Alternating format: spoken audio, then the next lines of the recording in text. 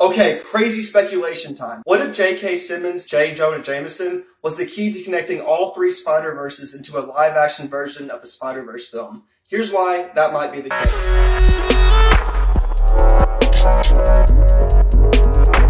What is up, my lovely people? If you're new to this channel, thank you so much for checking it out. Please don't forget to drop a like, comment, and subscribe. And if you're unsure just yet, hopefully by the end of this video, I will earn your subscription. A couple disclaimers before we get into it. First off, I have a cold. I'm currently fighting it. I'm sorry if I sound a little bit stuffy. And second of all, this is an opinion-based video. I'm not arguing for this to become a reality. Personally, I enjoy all three versions of Peter Parker live action. Anyways, having said all this, let's get to the topic. Venom was a sleeping hitter.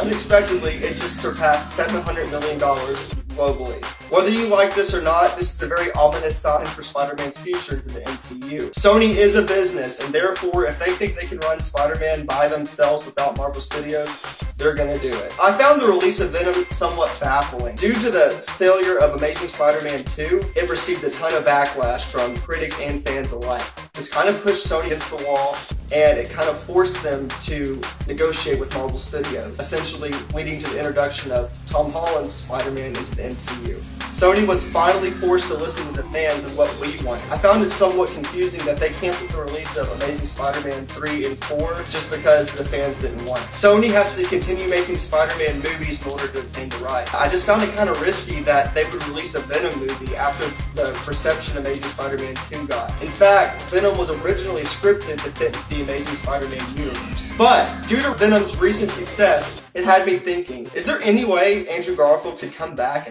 as Spider-Man? In case you didn't know, Andrew Garfield was actually fired from the role of Spider-Man.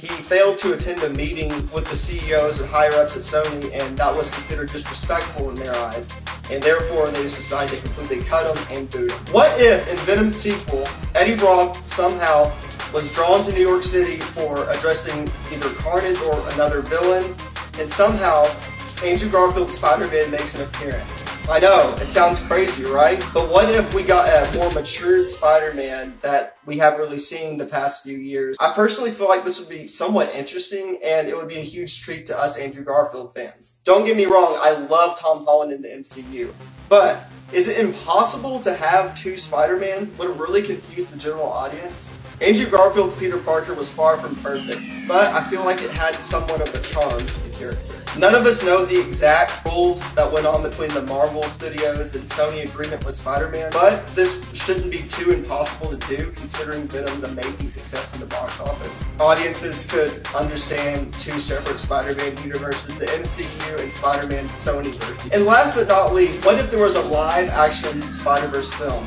As you may know, Spider-Man fans are eagerly excited for the upcoming Spider-Man Into the Spider-Verse film.